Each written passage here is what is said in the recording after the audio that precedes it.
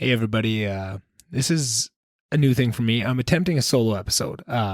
This is something I talked about a lot. I think when I first got the idea for a podcast, that was kind of my thought was because of where I am, the remoteness of it, I'll probably have to do a lot of solo episodes and just kind of get my thoughts out there. And then when I can, I would get guests on and actually do interview style as well. And I think at that time, as I was building it up, it was something I was worried about the whole thing. I didn't know how to edit. I didn't know how to, ask guests on. This whole journey was new to me.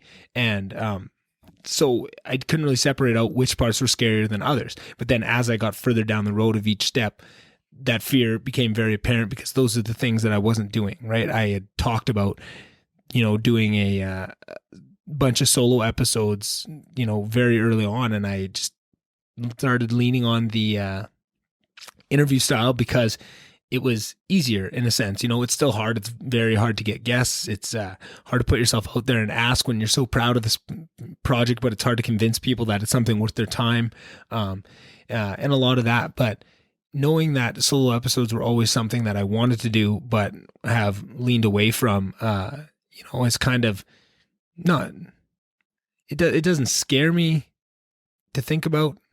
I don't know. I'm not even thinking straight. And this is why I don't like to talk about, because then I have some idea in my head, which is so much of the time I have these ideas in my head and I just don't know how to get them out there. It definitely is fear. It's scared of this, exactly what's happening right now. And, I've already stopped this thing a couple times and restarted it because this is that piece that, when there's a guest here, they can pick it up. You fumble, they can pick up the ball and run for a bit, give you, that 5-10 seconds of recovery and you're back in it and you're swinging again. Whereas on here, you fumble, it's all on you. And I look at people like Bill Burr and, Tim Dillon that can just sit down at these, let it fly and pull out greatness, but they started somewhere too. Their first ones were, awkward, and this takes a while to get used to this skill. But it's something where, I'm going to have to just get through the first couple of minutes of this and hopefully settle into something and maybe something will come out of it. Maybe this never sees the light of day. Maybe nobody ever ends up hearing this. This is just something I record and it's, the first couple failures. Maybe I try this 5 or 6 times. Maybe I get hours and hours of this logged up and they're just never good enough to put out to you guys. But at least I'm trying it and it's, time to get better. I think what has been a frustration for me is I want to get better at this so badly and I want to get better at it so quickly. And if it was up to me, I would have a podcast booked every day and I would be getting better every day because I would have, time in the seat interviewing people every day.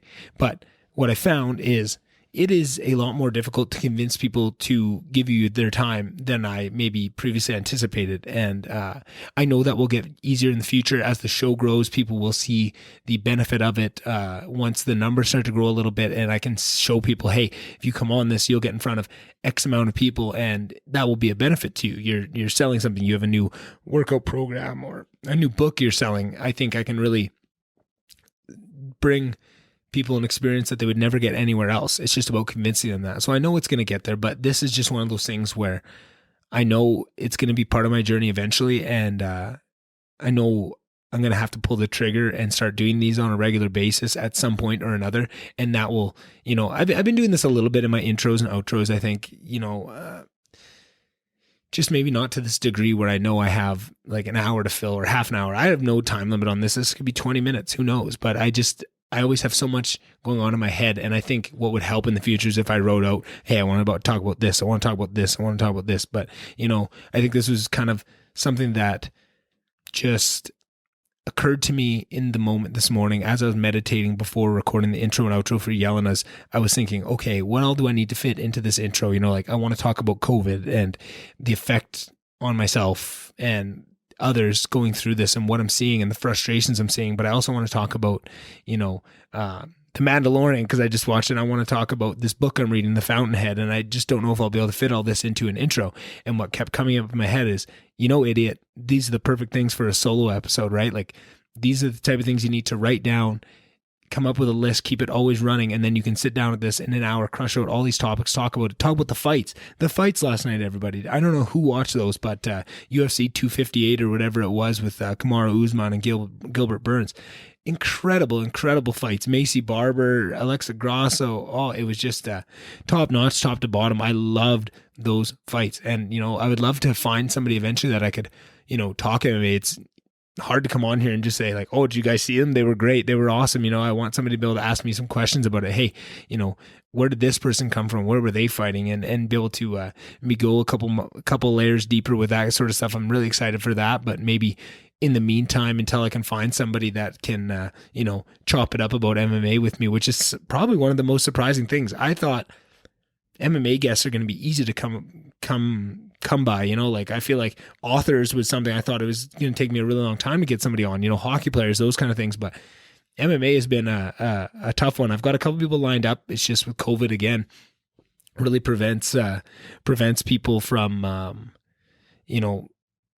sitting down and spending some time with you, and just the travel restrictions, that whole shindig. But yeah, I don't know. I hate this. I'm going to be honest with you guys. I feel like such an idiot right now, and I feel like I just need to push through it and, find the next topic and stop looking at myself in this stupid camera, because it's definitely not helping. Oh, I should have turned my light on too. I forgot all these pieces of it, but who knows?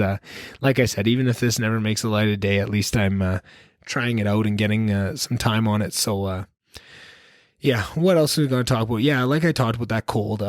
I was so proud of all the employees of Max Fuels through that cold snap. That was a lot of time, and the type of work that we do and the places we send people, it's very dangerous, and it takes a lot of people working together. It takes the mechanics in the shop to make sure that these trucks are up and running and safe for these guys to travel. It takes these drivers to be cautious and safe on these roads and not make those calls that are going to put somebody's life in danger, and to make it home at the end of the day.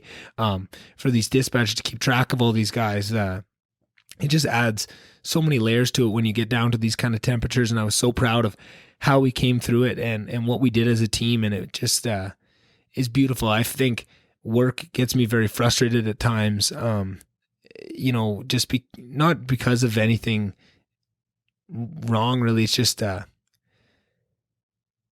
when you're pursuing an artistic venture like this, it's a lot of who you are, and you're putting out a lot of vulnerability, and it's a lot about what you have left in the tank to show. And I feel like with the job that we do, sometimes it takes a lot of that out of you. And I had a conversation with a guy, another podcaster this week, and we were kind of talking, and, bit of a bitch session for myself, if I'm being honest. I always talk about on here not feeling bad for yourself, and what can I do? What can I do to change? It's not just, it's a situation. And, it was tough for me because I felt like I was being reprimanded for not doing enough. And I feel like I'm walking such a tightrope right now of mental health and doing things for me and running a business of that size and helping out and putting as much towards it as it needs, which is a lot.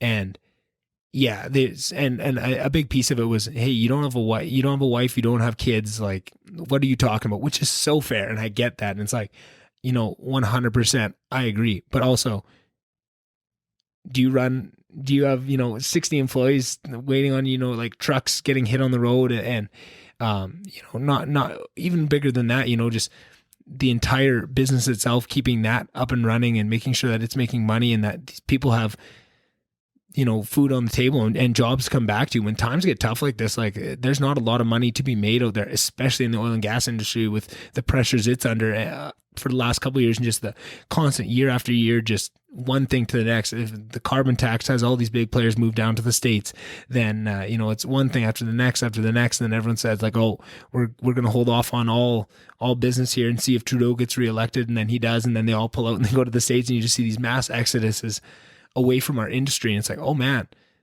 I have no power over this. I have got to do the best that I can given the situation, right? Then you stack COVID on top of that. Then you stack all these other things on top of that. And I, for one, take a lot of responsibility on making sure that the decisions I make, because I know that they have big consequences, that they're going to affect these people, and that's going to affect their ability to provide for their families. And I think maybe sometimes taking too much of that on causes these spirals and causes that stress and doesn't allow you to maybe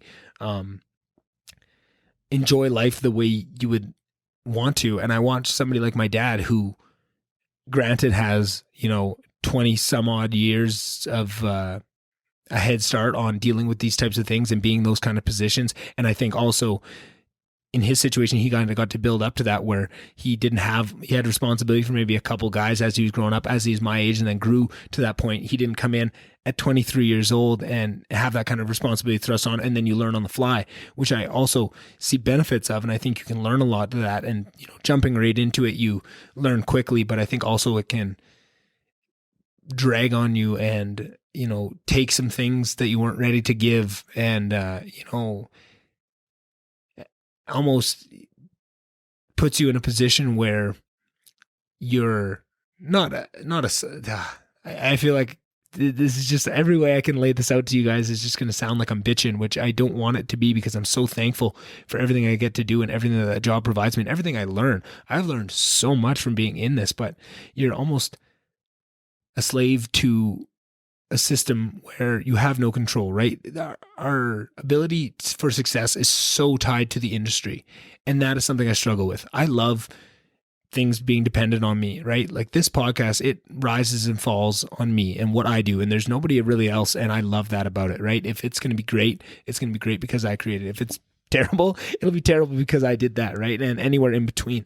But when you're so tied to things that are out of your control, it creates a lot of frustration, especially when you now feel a responsibility for others, and your ability to make sure that they're okay is now inhibited by these things that are 100% out of your control. And then you take that step further, and even within your own business, even industry aside, there's certain things that you don't have any choice on, right? You don't have any choice on how the business was run for the 20 years up to that, on choices that were made to get you to that position. You just kind of have to pick them up as you go and start to fix them where you can and do the best you can with what you're given. But it's frustrating at times. It's like, and I don't think it was frustrating before I started this podcast, which is something I'm struggling with, because before it was kind of, I was like a mercenary. I was a hired gun. I just came in here. This wasn't my mess that I created, but I'm going to do my best to fix it. I'm just going to fix all these parts and make sure I'm doing the best job with what I can touch, with what I can influence. I'm doing better, and I'm bringing things forward, and I'm doing things the right way, and trying to bring my morals forward inside of it. And I think that's another piece that really eats at you, is it's not a very moral business. I feel like what podcasts are, and what the community around podcasts and what it stands for, and the good in people, and helping people out and making sure that, you get yours while helping others get theirs and putting your hand down. That is not apparent in the workforce and in the corporate world. That is just non-existent. And there's times where you can step back and you can do the right thing. And I feel like that is something that I learned from my dad growing up, was, there's times to do the right thing for your people, right? There's times after a week like that of, you got to type something up, you got to, go buy pizza for everybody. You got to do that thing to show them that they're worth it and they're valued, and those type of things are important. But it's hard to balance that with some of the other roles, and it's hard to be in an area where the mindset I'm trying to put myself in for this podcast, in, it's not every man for himself. You want to help out. I want to help out everybody in any way I can. And then to switch mindsets and going into, no, we protect what's ours, go after the enemy. It's tough to jump from world to world. And I feel like that is more what I'm struggling with, right? I think there's a lot to be said about that. Hey, you don't have kids, you have all your time, you're done work, but it's about getting done work and having your brain have steam come out of your ears. And all you want to do is lay down and fall asleep so that you have the energy to go do it again the next day, right? And one of the big things that I changed, I used to, before I started the podcast, I would, go to work at a standard time, but then some point during the day I would leave and I would go for a run, and I would run 10 kilometers at some point during the day. And that was my reset from all that stress and all that, anxiety of it would be reset in that moment. And I would usually work through, right? I would usually answer phone calls while I'm running, or emails, texts, right? Like, so that I could keep things efficient. And I didn't mind doing that. It was still my reset. And there was times where, you get halfway through a run and something big happens at work and you got to pack up and leave. And that's what happened. But in starting this podcast, I knew that, okay, this is going to be more hours of my day that I need. I need to get more hours of the day than I have currently. And what I decided to do was to get up at 6 a.m. and run in the mornings before work. And that is a big change, because now it's not you don't get that break. And I found that break, I usually try and fit a small meditation in, maybe at lunch or at some point during my day, just sit in my truck and meditate for 10 minutes, 15 minutes and just kind of reset. And that's taken the place, but it's not exactly that.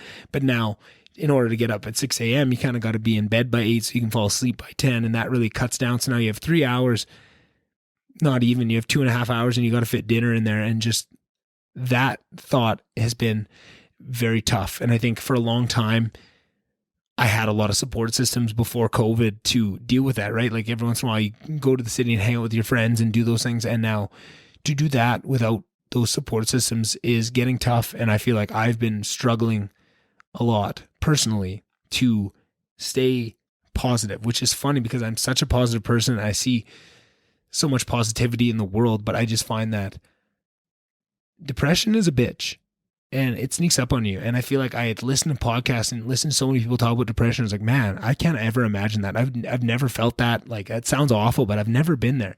And this last year to now experience firsthand exactly what they're talking about on lots of these things, and actually feel that I can't get out of the bed right now, right? I've never actually stayed in bed. I've had that feeling, I fought it, and I always end up getting out of bed and I do it. But sometimes that 6 a.m. has to turn to an 8 a.m. because you just can't do it, right? And to not have any of those support systems, and then to tack onto that same feeling of not being in control of what you can impact, at work, say, and if that's what's making you frustrated now with this COVID thing, there's this response to this disease that is so botched at every area, and there's nothing you can do. And to me, that is frustrating. And that just adds this layer of frustration that I can't seem to shake. And I want to do everything. I want to scream. I want to yell. I want to grab politicians by the shoulders. I want to punch people. I'm so angry at how bobbled this whole thing has been, and clear, like these PCR tests that are being ran at 46 cycles, like, and to completely stand in the way and roadblock these rapid antigen testing that would absolutely change the dynamic of how we're going, because that gives up control and pushes things away and stops certain people from making money. It's absolutely abhorrent. And I feel like I'm trying to stay positive with a lot of this stuff, but to see how many people are just sitting back and arguing their plays for them and trying to make sense because it's tribalism, and trying to point this, like every time people say like, oh, the UCP, everyone blaming that. Oh, that just drives me nuts. And I just, it makes my stomach feel sick, because it's like, oh, if you think this is all because we have the wrong person in there, you don't think that these liberals would botch this the exact same way. It doesn't matter which government it is, all across Canada, liberal, UCP, fucking all this shit. They're all the same people. They're all compromised. They all have other people that they're trying to make sure are getting through this better than you. And it's not about the little guy. None of this is. And to feel that frustration, to watch people be so blind to that, and to clearly fight over these easy things like masks and these things that they want you to fight about, because now you're not realizing that it's actually a top versus bottom, a 1% versus 99% issue, not a right versus left issue, not any of this. It's not, it's rich and poor. And then they say, oh, we don't want people to, the rich are always afraid of the poor, always. So now how do they stop that fear? Okay, get the poor fighting with somebody else, with the other poor people, right? Like, that is exactly what it is. And I think you're looking at it in poor, but relative to them, it's anybody that doesn't make $100,000 a year is poor, right? Like, relative to what there is, it's all about relative wealth. That is the danger, right? It doesn't matter if everybody's poor in an area, right? You go to some places around the world, some of the happiest people are some of the worst off, but they're happy because there's nothing to compare to. You see it start to creep up when it's relative wealth disparity, and they try to treat everything in a way that they're not the ones being targeted by this hate and by these fighting. And they try and get everybody worked up so that, oh no, it's racism. Oh, it's anti-diversity. Oh, it's this, it's COVID. And so much of these things are all in the same, and there's a lot of truth to that. And they use that. They find these areas where there are changes needing to be made, and they purposefully change the conversation away from that. And they pull people that are trying to fight a good fight away from that and into these domains where they benefit from it. Right now, nobody's pointing fingers at them and everyone's pointing fingers at each other, right? Like, it's so tough for me personally to watch and to just see these types of things, right? And, there's a lot of positives too. I mean, hey, let's maybe get off the darkness for a bit. I just finally watched The Mandalorian. I'm a huge Star Wars guy. Actually, before I do that, I'm going to turn this light on real quick so you guys can actually see me. I'll keep talking. You might be able to hear me. I don't know. I'm walking away, turning on the light. Oh, angle it down.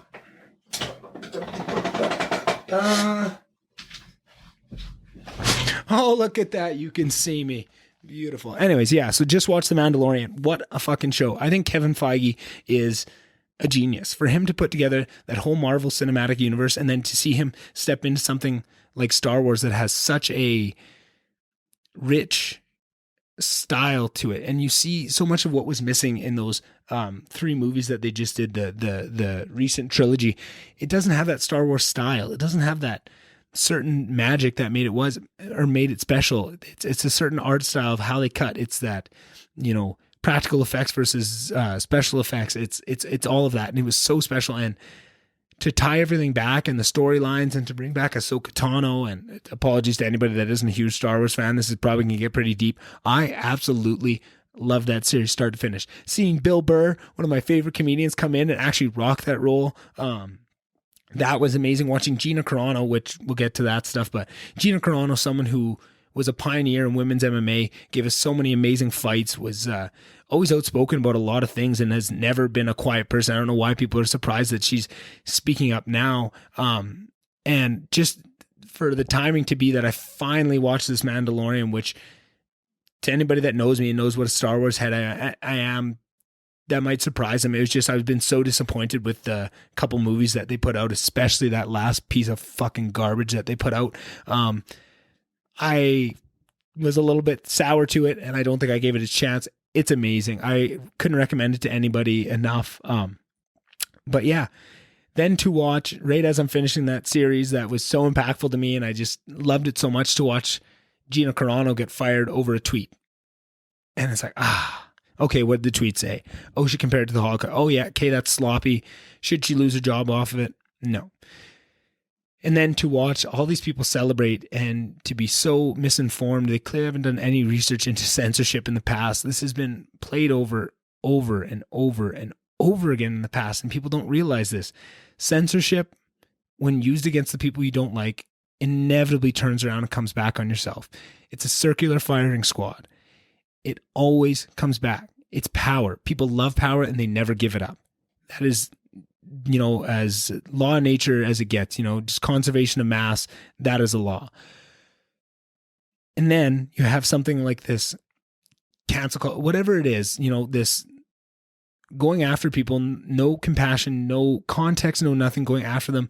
It's power and it's exertion of power, right? And they don't want to slow down and look at nuance of the fact they want to exert this power. And then now they've exerted it there. Now they're going to go looking for more because that felt good. It gave them that little juice. Maybe their life isn't very good right now, especially during COVID. Maybe that is the only power somebody has in their entire life, is to go after people like this and get them fired and to feel like they're doing something. That is their religion. That is their core being. That is their guiding light for their entire life, is to do that. And I think that's dangerous. I think that's scary to me. And I think that should be scary to a lot of people, that is what we're coming to, because it never stops. It never slows down. It builds up momentum and it keeps going, and it goes after things. And when it can't find the egregious Harvey Weinsteins of the world, it will create those, and it will start going down the list. Okay, well, now we're going to invent this and we're going to spin it in such a way so that they can seem like they're, okay to attack. And once somebody's given that signal, once somebody attacks, everybody piles on, because that's what we've been training people to do.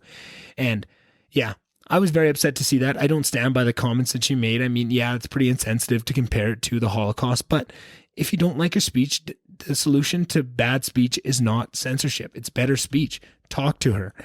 Have a conversation. Say why that is inappropriate to make that comparison and why it isn't, right? But then in doing that, you'll have to look at it. Okay, so what'd she say? She said being a conservative is like being a Jew in Nazi Germany. Yeah, okay, definitely an overstep. You shouldn't say that because there's so many feelings attached to that. And as somebody so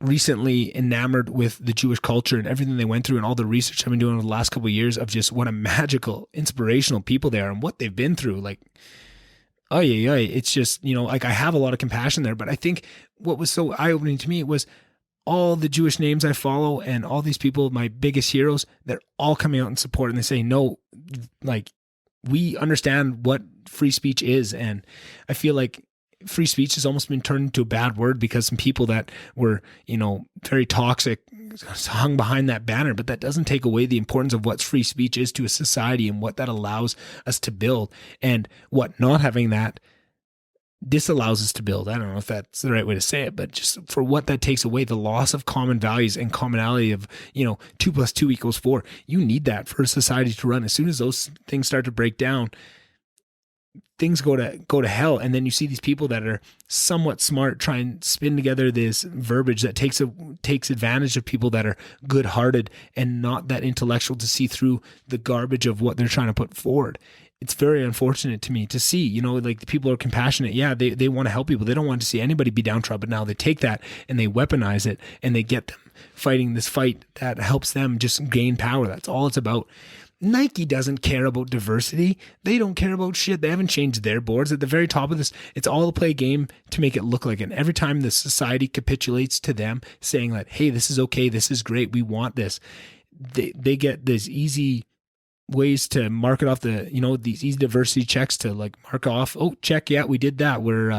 We put a campaign together for Black Lives Matter on the NBA. Okay, now we're completely scrubbing our hands, even though they're, kowtowing to China right now. And they've got all these people in concentration camps. It's absolutely nuts to me to be able to say that. And I think that is one thing that we need to wake up to is just what is actually helping and what is actually harming. And I think so much of what we think is helping is actually harming. And I think, like I've talked about multiple times, the way to change people's minds is to get them experientially to have a conversation with somebody that can show them, right? Just talking down to people and trying to say that they're bad people and that they need to change their ways and that everything they've learned is wrong and that if they don't immediately change, they're some sort of a bad person, doesn't allow for any growth. That is not, however, I don't know. If you tried to just bring that to child rearing, and that if that's how you tried to just talk to everybody, you didn't explain anything, you didn't, try and show people why things are important, you just yelled at them and called them names. How do you think we, move forward? It's not how things work. And I just get really frustrated with it. And that's something that, it comes out on the podcast. And that's why I want to do solo things like this so I can get these ideas out here and not have to, shoehorn them into conversations with guests. So I think that is something that these are important for and why I have to get over my fear of them and just sit down and do this, right? And who knows? Maybe it'll help, maybe it won't. I'm just rambling at this point, and I think the video froze 10 minutes ago, but I don't want to stop it to see if it's going to go. So the rest of the video might just be me frozen with my left hand in the air like a freaking weirdo right hand, whatever it is. Anywho, what else did I want to talk about? The fights, The Mandalorian was amazing. This book I'm reading, guys, holy man.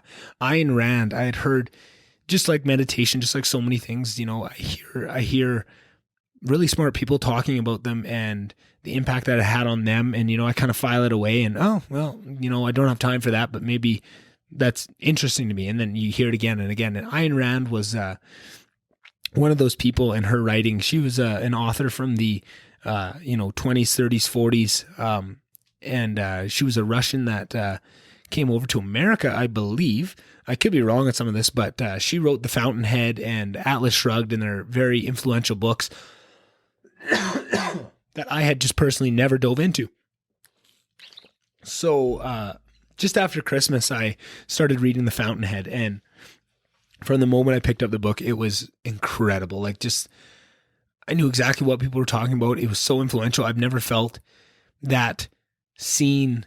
I know that sounds very silly to say, but I've never felt that seen by a book. There's a couple characters in there that so match how I view the world, and in ways that I've never even verbalized to anybody, right? I've gotten a lot better in these last couple of years of talking to people and, bringing my feelings out. But I think sometimes I'm so worried about how they'll be taken that I don't say them out loud. I think a character like Howard Rourke, who's this architect that just sees his work and that is all that matters to him. He doesn't care about anything else. It's about not compromising the art of the buildings that he makes, and just the struggle he goes through, and how society and life doesn't want that in people, and they want to try and quell that wherever they can because it's dangerous. That type of free thinking is dangerous to a society that relies on people, following the rules and following how they lay it out. So to hear that has been so mirroring of this journey with my podcast, and, people saying, oh, you can't do 3 hours. Oh, you can't do this. You can't do that. People aren't going to listen. This isn't good. You have a great job. Why are you wasting your time on this? Right? Like, just concentrate on that. And just having something from so long ago so accurately nail down what I've been feeling over these past few months has been quite the experience. On the one hand, it feels amazing to know that, okay, I'm not crazy. If somebody's written a book on this and it's become this popular, this way of thinking, wow, and they lay out the pitfalls of a thought process like that and what it can bring very well. And it helps you kind of evaluate to what degree do you want to move forward as that being your modus operandi, right? Like, is that what you want to build upon your life, or do you want to find a more balanced, nuanced way of bringing that forward? And that's kind of what I got out of it. It's like, I don't want to be full Howard Rourke, but I don't want to be full Peter Keating. If anybody's read these books, right? That's kind of like the two halves of the two sides of the coin of, somebody that is all about making money and bringing whatever art, doesn't matter what kind of building, if it's going to, if it's going to nullify the masses and make them happy, that's what I'm going to do, right? Even if I don't think it's the greatest, even if it's not something that brings me happiness, if it's what they want, it makes me some money, that's what I want. Or Howard, on the other hand, who says, I don't care if you like it, I don't care if nobody gets it, I don't care if there's only 10 people in the world that appreciate what this building is and what this art means to me and means to society and what it's going to mean and what it's going to change to people. And just not hearing anything else, not taking any criticism, not taking any compromises along the way. It's just, it's an amazing book. I don't know. I think I'm still reading the last maybe 100 pages or so, but at every turn, it amazes me and adds more to it. And I just, when I read a book like this, I just think, why couldn't I have found this earlier? That's always me, the big impatient guy, wanting to find things earlier and put them into place so that I can be even further along the path than I am right now, is something I always struggle with. As soon as I find something great, I find the, I don't know what the opposite of a silver lining is, the brown lining, to poke holes in it. But it's just an amazing book. I can't recommend that book enough. Anybody that's going through an artistic venture, even not, like, I think it can be so applied to just life in general. And I think that's what they talk about. I have to look more into it, but Ayn Rand was also a philosopher, and she had a way of looking at the world. I think it was called objectivism. And that's through her novels, and this way of life and this way of thinking, this philosophy is very apparent in her characters, and people that really fully give into this objectivism, if that's what it's called, and people that reject it and are kind of the antithesis to that, and how they battle against each other, and what kind of pain it can bring, and what kind of I don't want to use the language of the book, but just like the pure orgasmic joy of creation and bringing forth exactly what is perfection in your eyes with your ideals of what you bring forward and how you see your art. And I feel like that is so important for anybody that's on any type of venture, of just learning not to compromise, or learning the power of compromise and only using it so sparingly that you understand the consequences, and not just being one of those people that's willing to compromise all the time without fully understanding the ramifications of what even the smallest little compromise can be to your art. If you're true to what you're trying to do, and if you have lofty goals of what you want it to be, you have to have some of that. And I think that's been something that I've been really personally struggling with everything going on, and splitting my time between that and just seeing so clearly laid out of what it takes if you want to do something, and if you want to throw 100% of your force and your being and who you are as a person towards a goal, what you need, what that takes, and what it's going to need out of you, and what that's going to cost, right? I think cost is something that is highlighted amazingly throughout this book, of whether you do it the one way or the other, there's costs that come with both, and you're going to have to pay them. And I feel like it's been so eye-opening to see some of those and to start applying them to kind of where I see this podcast going in the future, and to start to see some of those costs and to be willing to pay them, right? And not to go into it, be surprised. I think that's what happens so much. You see podcasts fail at just this absorbent rate. Like it's wild how many podcasts start and fail. But I think it's because they don't realize what you're going to have to sacrifice along the way. And if anything, it showed me that, yes, I am willing to sacrifice it. And it's also showing me, am I understanding those costs and what's going to come, and not moving forward at the pace that I know I could, because I'm worried about paying those costs eventually once they do come down the line? Is that fear again standing in my way, which has all the time. There's so many times in my life where I just realize that the only thing holding me back right now is myself and my fear of jumping into this thing. And it's about being aware enough with yourself to realize that and to jump at it when you can find it. And that's something that, reading this book has really helped me realize. What else have I not talked about? Oh, the Oilers, they kind of turned it around. Holy shit. Watching some of these kids come up. I love the, kind of revolving door that they've had of, bringing guys up from the taxi squad and playing them, because now you have a guy like Puyarvi where he goes down for a COVID test, and you have these guys that can step into the lineup and have, got a couple games in and are ready to go. Just puts us in a really awesome position. Really been happy with how Bouchard's come up and playing. I don't think he's going to get out of that lineup anytime soon. I love his calmness. I love his vision on the point, how he gets pucks deep, get pucks deep. Oh my God, I'm going to fucking hear about that one. Gets pucks to the net, unimpeded. I feel like that's something that the Oilers have struggled with for so many years. You'd see all these NHL teams come in and just score on the Oilers with nice tipped point shots all the time, and then the Oilers would try and put it back to the D. I think last year they kind of already figured it out, so maybe I'm harping on something that doesn't need to be harped upon, but felt for years like we would get it to the point, we'd shoot it, and it'd be blocked every time. We'd never get through. And to see a guy like Bouchard who specializes in just getting the puck through, and the dividends that it's playing, and then also just his calmness on the back end, that's been amazing. Seeing my big words about Yamamoto kind of pay off. I mean, he's, hasn't been as impactful in the last little while as maybe he was at the start of the year, but I love that fucking little bastard so much. Since he got drafted, when we drafted him and they said,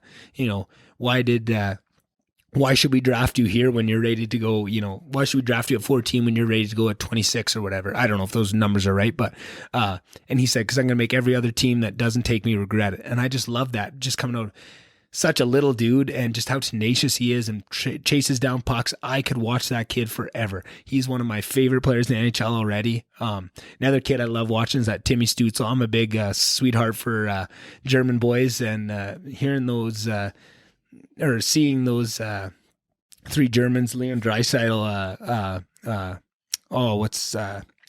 Dominic Cahoon and Tim Stützle lined up before the game, taking a picture of just seeing where they've come, and watching a country embrace a sport like that is just so beautiful to me, and it's been very exciting to watch. Who else on the Oilers have I been, watching McDavid and Draisaitl do what they can. It's just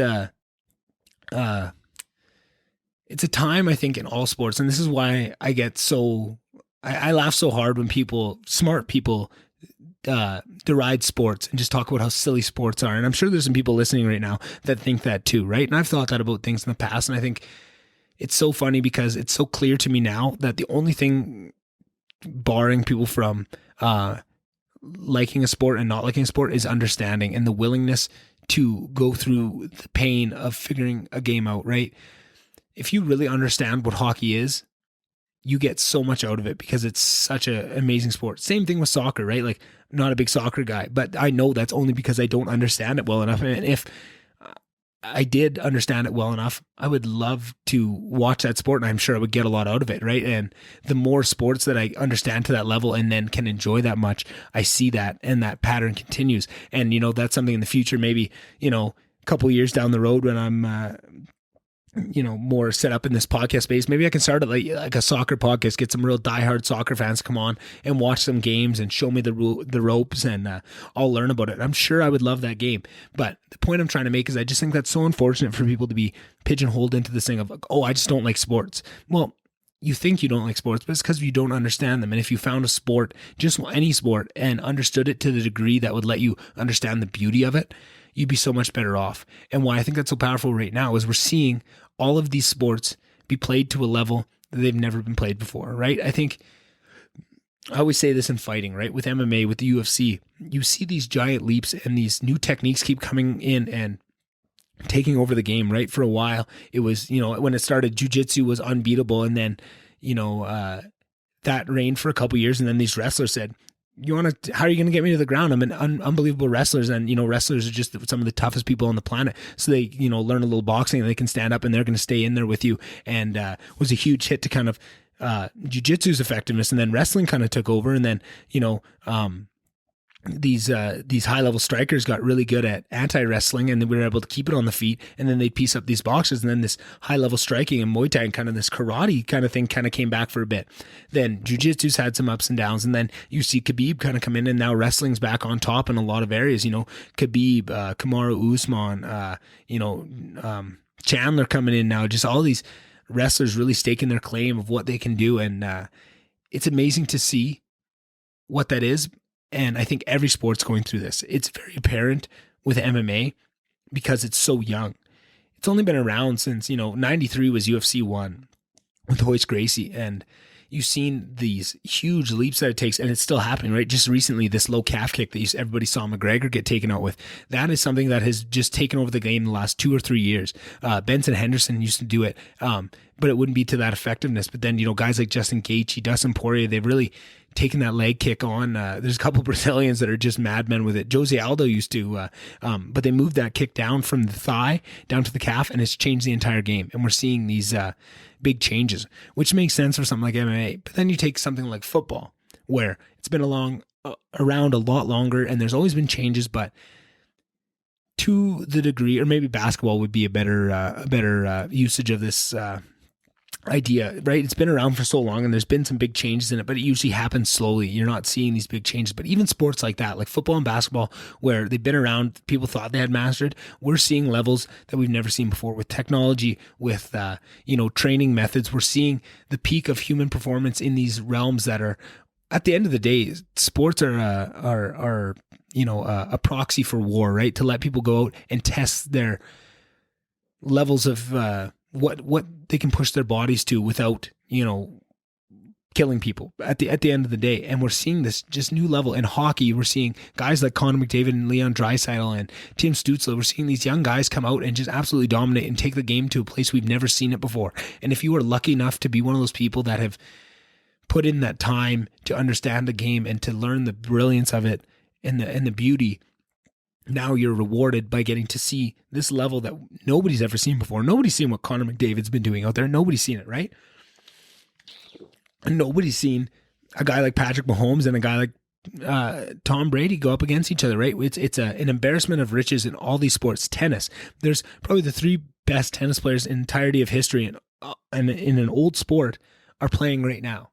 And you just see it, right? Like there's these levels to all these games that are being brought to. And I just think that it's the only thing stopping people from getting so much enjoyment out of the world and out of these sports and out of these just levels of greatness is their understanding of it. And I think the more people that understand, even if it's not a sport that you like, right? Like I used to talk shit about soccer all the time, mainly because I can't stand the flopping. And that's the only reason I haven't, dove into it to learn it like that. But I don't talk shit about it as much because I realize, I bet you if I learn soccer to the degree that it would take to understand the magic of it, or cricket, or any of these sports that I'm not too huge on at the moment, I would love them just as much as I love these other sports, right? And that's something that I saw, right? I've watched hockey my entire life. I've watched, football, basketball my entire life.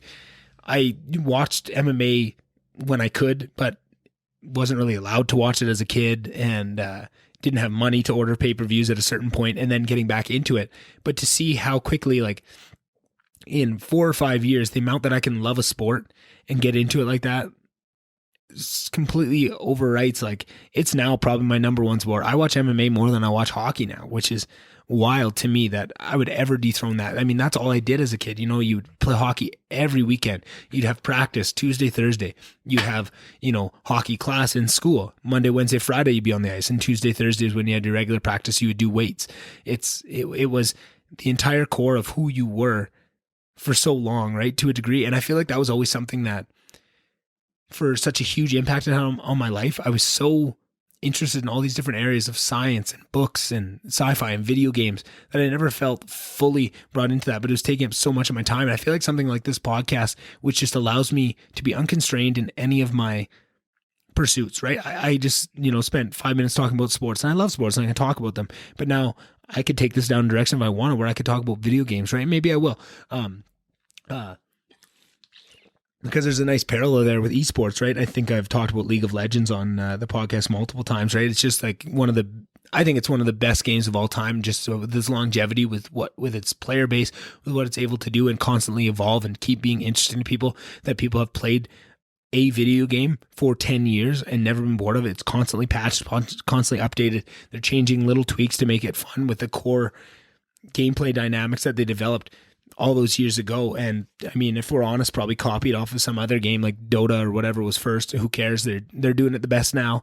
And now you see the sports surrounding it, right? Esports. I'm sure everybody's heard that term. Esports has popped up with all these little games, but they've had a consistent esport that has grown over years because the game is constantly updated. Now they're in, I don't know, like their 7th or 8th year of actual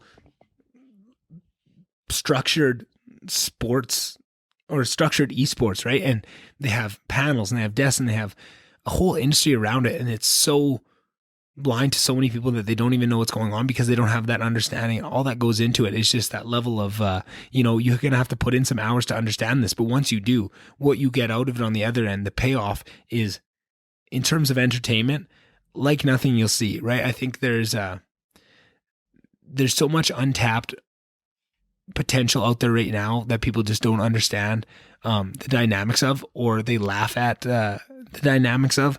And I think that's funny to me, just for people to be that blind to it. But I just love to know that I can talk about any of it. I can go down any path. It doesn't matter what people laugh at. People laugh at video games. Who cares? I can go into that area and be fully satisfied, right? People laugh at aliens. Let's talk some aliens, right? I love that stuff. People laugh at what else do people laugh at? Anything. I can take it there. And that's what's so special about this podcast. And that's what makes me really excited to take it further and to see where it goes, is those types of things. And, before I started podcasting, my kind of dream was, if I just, made $1 million and money didn't matter.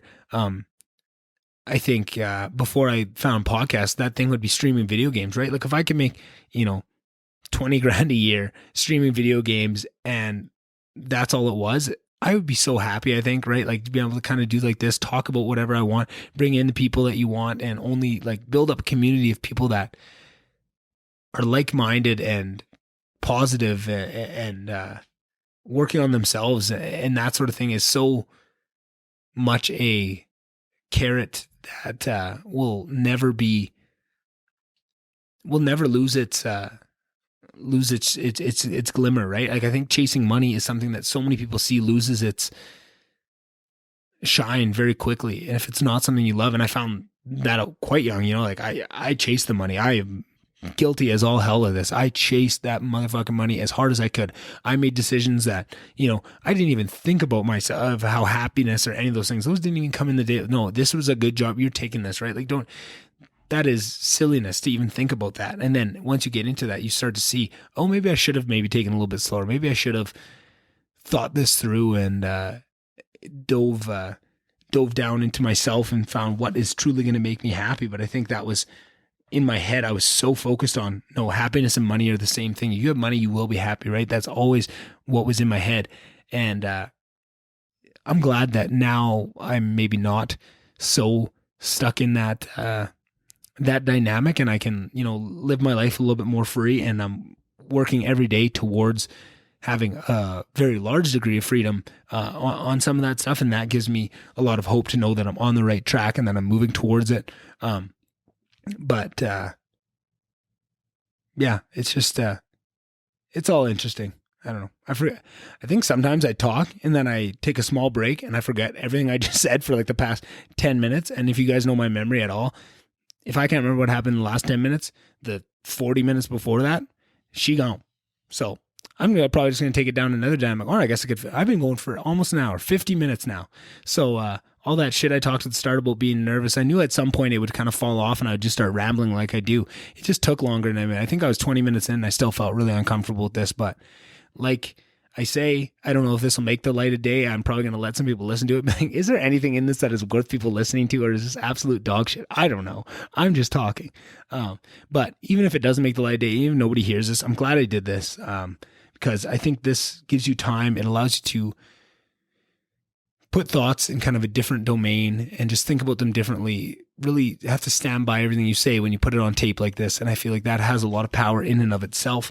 And I think if I kept doing this and I held myself to maybe doing this once a week, I would get good at it eventually. I think like episode 47 of the podcast is nowhere near like episode 5 or 6. I think that would be the same thing with this. And I think I do need to kind of push myself towards it. And I think in a lot of ways, I've been trying to cheat that with things like streaming, because streaming is very similar. It's just you and you have a chat to kind of work with, and it gives you a little bit of feedback. And I think that's kind of a good middle ground. But I think for a long time, I thought, that will take the place of my solo podcast. Is just, I'll start streaming. That'll be my solo podcast. But I think I'm kind of calling bullshit on myself. I think that's just me being scared of it and trying to weasel out of it in a little bit of a way. So I love streaming, and I think that's something that I've always had a dream to try. I don't know if it will be that thing like podcasts is that will hold my attention for my entire life, but it's definitely something I want to give a good college try, and definitely probably something I'll do on and off for a long time. Or it could be something that I dive into and I love even more and that I do every day and I can't get enough of it. Who knows? But I think with all that being said, I do think these solo episodes of the podcast are something I need to do. And I think I get a lot out of them, and I think you guys may not get a lot out of them at the start, but I think if I can start getting better at it and, doing it a little bit more often and planning out maybe some of the things I want to talk about and having a list instead of just absolutely going into this blind on a whim after, recording an intro and an outro and then talking for damn near an hour, it might even turn out to be something that is pretty good for you guys too. And then we'll add another layer to you guys understanding who I am, and then that will understand you. Blah, blah, blah, blah. Yeah, I guess you guys know that I can't talk or shit. I forgot where I was going. I get so busy chirping myself, I forget what I was going to say. I don't know. Who cares? I think I'm petering out here near the end. Maybe I'll just wrap it up. But yeah, I'm excited about this. I don't know if there's anything in here for you guys. Hope you enjoyed it. Maybe you enjoyed one or two things. It's only an hour, so it doesn't steal too much of your time. Maybe you're on the road or doing something that's pretty mindless and you just needed someone to ramble off in your ear for this whole time. So hopefully you guys enjoyed it. I might do this again. I might not. I might be in some sort of other form. Who knows? But yeah. Thanks for coming along on this ride with me. Like I say all the time, it really helps if you could subscribe to the podcast, follow me on the social medias, telling a friend. All those things really help. Other than that, if you want to reach out, I love to talk to anybody. Want to chat about some of the things to talk on here. Always willing. Plenty of ways to get to me. You guys know them all. I've talked about them all the time. Yeah. Other than that, keep your chin up. I know some of these COVID rule stuff. Oh, that's one thing I guess I didn't touch on. Fuck. These COVID hotels, these telling people where they can go and what they have to do. I'm worried about that. I don't like what I'm seeing. I do not trust politicians to be able to have that type of power. I think that is terrifying. Want to talk about mask, no mask, whatever. That doesn't really bother me that much. It's not a real freedom. Taking people away, restricting their movement, that is very, very, very important things that need to be very judiciously handled and needs to be very transparent. And you need to know who is doing this, why they're doing this. They need to be held accountable to people. And right now it is not. And that is scary as hell to me.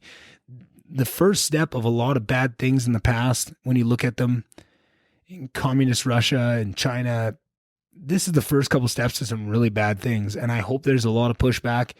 I've been telling everybody I can to push back against these things. Some of these rules, you got to push back now. This is the time the rubber meets the road, where this is scary. This could go down a really bad path. And I don't think people realize that, right? You read Gulag Archipelago or the Rise and Fall of the Third Reich, like all these books on the past and these regimes that came into place. These are the first steps that happen at each and every one of them. That's not to say that's what's going to happen. And it's not to say that there's some big nefarious thing going on. And like I said, a lot of times when you see these things that make no sense, it's a lot of time it's not evil people. It's systems in place that naturally bring people to do bad things. But either way, you have to push back and you have to stand against them at a certain point. I think that point is vastly approaching, and just maybe I'll leave that with the message of just, you don't have to take everything that's being said. A lot of times the only way they have power is just if people say nothing and if people just roll over to it. The power is not as powerful if people, say something and stand up to it and say, hey, I'm not going to do that. I know what you guys are trying to do. I know you guys are trying to cause good, but I don't trust you with this power. You've proved time and time again from the start of this pandemic to the end that every government, whether it's UCP, Liberal, NDP, it doesn't matter, conservative, Republican in the States, everyone has proved that they cannot handle this and that they cannot handle the type of power that they've had, and that their abilities have outstriped their consciousness and they're in the pocket of some people. And I think that is very worrying to me. And I'm hoping to have some people on in the future that are more experts in this and can maybe show some of it. The people that I get a lot of this from, like I always say, the Dark Horse podcast, the Weinstein, Brett and Heather Weinstein, they are amazing piece of information that you don't get anywhere else. They'll come through. They're willing to stick their neck out, and they always caveat things with, hey, this is just a theory, don't take this we're really solid about, you can take this forward, and they're really good on that. Matt Taibbi has been throughout this whole thing, throughout the entire election cycle. He has been one of the best people to get information from. Matt Taibbi. Subscribe to his Substack. It's $5 a month, and you get maybe an article or two a week that gets sent to you that is completely only biased to his personal biases. No big corporation behind it telling what it is, and they've all got theirs, but as you read them through, you can start to see where it is and you can start judging it for yourself. It does, again, even if it's something you trust altogether, even if it's Joe Rogan, you still got to take, their personal leanings into account and not take anything, doesn't matter. Don't take anything I say as gospel, take it through what you've thought of me and where my blind spots lie as you hear them, and run it through that filter, and then take that information. Don't just take anything for how it sits. I think that's what's got us into this trouble, and that's what's getting us further into it, is just taking things as they're provided. That is not how things work these days. We've gone too far. Technology's gone too far. We can't just rely on what you're given. You have to do the homework. You have to dig in a little bit. You have to work to find people, right? Like I say, look for people that aren't information that's coming to you, and it's not going through 100 people. It's not going through a corporation. There's not corporate backing. There's not these big commercials, right? You've got to look for those sources of information, because that's the only places that are uncompromised at this time. And as much as I'm worried, I think they're pushing it too far, and I think people are starting to wake up to it. And I think I've been hearing just, every day people saying, like, you know what, I don't care what these rules are. I'm doing this and I'm doing this. And I hope that doesn't make people be not smart in how we deal with this, because I think just because how the response from the government has been absolutely piss poor doesn't mean that things are not real and that we don't have to be smart about it and don't have to be serious. But that also doesn't mean that your grandpa that you might not only see a couple times, and you find things that are worth it to you. Is it worth it to break that rule? Try and find your understanding of what we're up against in reality, because it's not if you try and get that from the news, you're not going to get an accurate idea of what we're up against. But try and find an idea, look at for your own sources. Then once you feel comfortable, in keeping yourself safe and making your own decisions and being self-accountable, now take those things, right? Like, is it worth it? Do you go to see your grandpa, right? Is yoga, right? Is your entire life yoga and you've been depressed, just battling it, trying to just get out of bed every day because you don't have that and that's going to change your mind? Go to fucking yoga. Fuck them. They can't tell what your number one thing that's going to make you, right? That doesn't mean, yoga isn't your number one thing. This is second, this is third, this is fourth. And now you're starting to go off to this thing that doesn't really make a difference. But, like you start saying it's the biggest thing to you. You have to be honest with yourself about what things can I risk right now and how can I take those risks and lessen those risks and do things smart. But you can't just go to nothing. We can't just go, what are they just going to keep locking things down more and more for 2, 3, 4 years and just nobody gets to live? Now we've done way more damage than any virus ever could, right? Like, we have to be smart about this. So push back where you can, but don't be dumb. Do your own research. Don't take anything that's handed to you. And, like I said, hopefully you got something out of this. I've tried to end it a couple times and got back on, so I'll try and end it a little quick here. Reach out to your neighbors, find people that need help. Reach out to those people that are good friends and just check on them right now. That's all we can do, is just check on people, make sure they're doing good.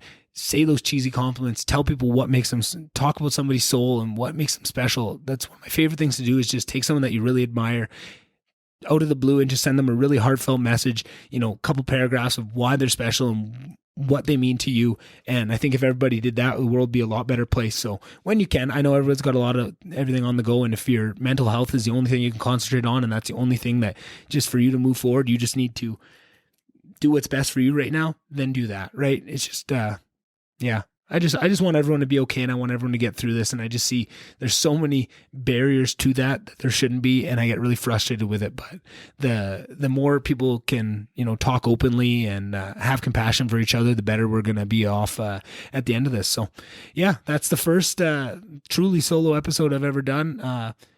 If this ends up going out and you guys hear this, I hope you enjoy it. If it doesn't, well, maybe it'll be on a Patreon years in the future or something. You guys can get a peek back behind the curtain at where I was on Valentine's Day of 2021. So, all right. Love you guys. You guys are awesome.